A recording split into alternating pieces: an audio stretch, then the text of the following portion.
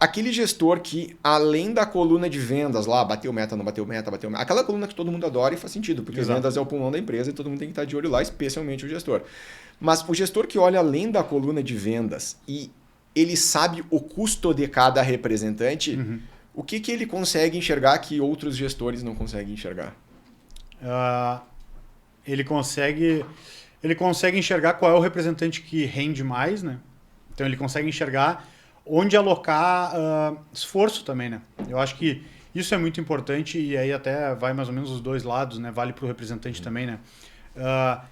Quando tu vê onde tu está gastando mais reais, né?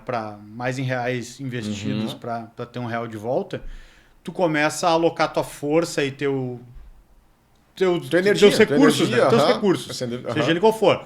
Tempo, dinheiro, energia, enfim. Tu começa a alocar onde aquilo te rende mais, né?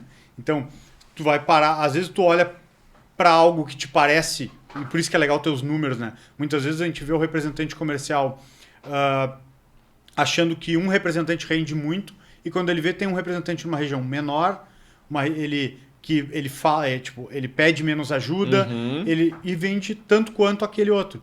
E aí isso é uma coisa interessante até a gente ver os gestores falando, né? Que às vezes aquele representante que é muito barulhento, né? Então tá sempre pedindo ajuda, sempre especula um frete, especula não sei o quê, pede um desconto. Esse cara às vezes não rende tanto quanto um outro que faz as vendas ali, ó, suave e que acaba custando muito menos para a empresa. Exatamente, porque, obviamente, 95% dos gestores estão olhando a coluna de vendas. Quem mais vende é o melhor representante. E a gente vê isso na pele o tempo inteiro. É muito difícil. Sempre a gente pega quais são os teus melhores representantes. Ele simplesmente ordena a coluna no Excel, a coluna ou no CRM, ordena a coluna de vendas e diz, ó, esses aqui. É os que mais vendem. Exato. O melhor representante é o que mais vende. Só que, quando a gente começa, de novo, porque o cálculo do retorno sobre o investimento, ele não pode considerar só quem recebe a maior ajuda de custo versus a venda que realiza. Por isso que a ajuda de custo soa, porque é dinheiro efetivamente que sai, né? Então, sabe qual? Um dos maiores custos escondidos pro representante é a venda não saudável. Representante que faz venda saudável, ou seja, tem uma carteira confiável, com alto índice de pagamento, que faz a higienização dessa carteira, que tem ticket médio maior, ou seja, por que ticket médio maior? Porque aí envolve menos processo dentro da empresa. Claro. Então, se ele atinge, sei lá, 20 mil reais, 50 mil reais em venda com 2 vendas, né, um exemplo bem, claro, ele gera muito menos trabalho do que quem atinge 100 mil reais com 40 vendas. Tu emitir uma nota fiscal de 1 milhão é a mesma coisa. Exatamente, o trabalho é mesmo, né? O despacho lá é o mesmo. Então, assim, esse é um dos custos que o gestor tem que olhar, porque ele tem que olhar, o cara é minha estrela, né? Minha estrela é o que mais vende, mas quanto tempo que ele soma da tua atenção?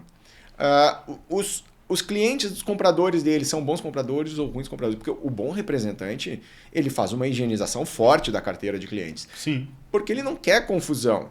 E se ele não quer confusão para ele consequentemente não traz para a empresa.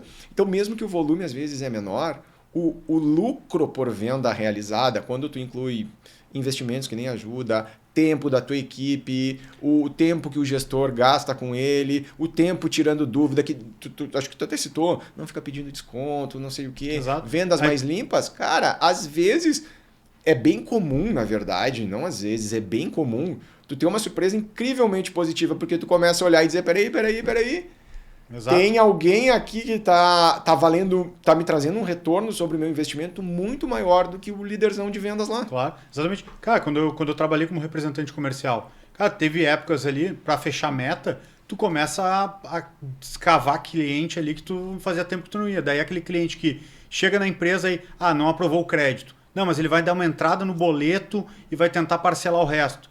Aí, não deu certo também. Cara, nisso aí tu foi e voltou no financeiro, no teu gestor, no teu coisa, 5, 10, 15 vezes, cara. E aí quanto tempo tu fez eles perderem? E quantas pessoas envolvidas, né? Quantas pessoas envolvidas? Uma coisa que acontece muito, tava no Rafid, né? Um usuário do Rafid é uma empresa de ferragens de Campinas.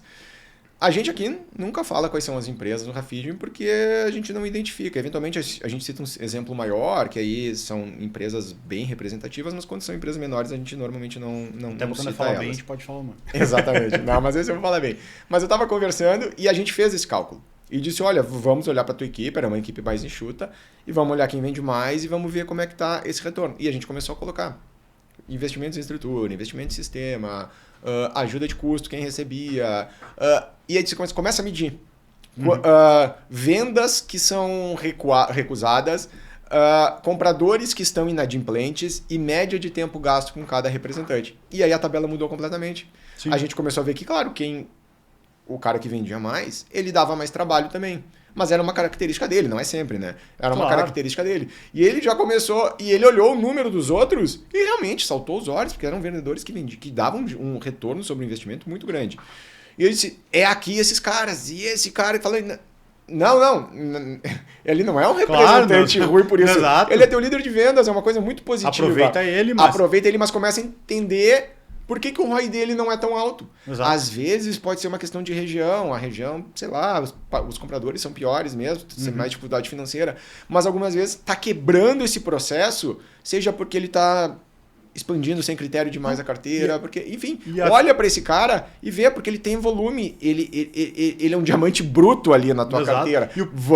É muito melhor tu melhorar o retorno de investimento de alguém que já te dá retorno do que tu construir do zero, né? Claro, exatamente. Não, e os próprios menores são diamantes pequenos.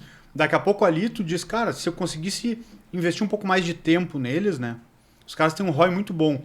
Daqui a pouco dá um incentivo pro cara começar a usar mais a minha pasta. Daqui a pouco a minha pasta é a segunda ou terceira daquele representante.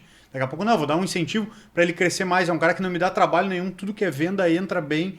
Então, cara, daqui a pouco ali também no segundo escalão ali, digamos assim, né, por assim dizer, tá ali também... Sim, tem um pulo do gato. Pulo do gato. Tu é um ótimo vendedor, como é que eu posso fazer para tu ser mais ótimo ainda, né? Se é que é possível.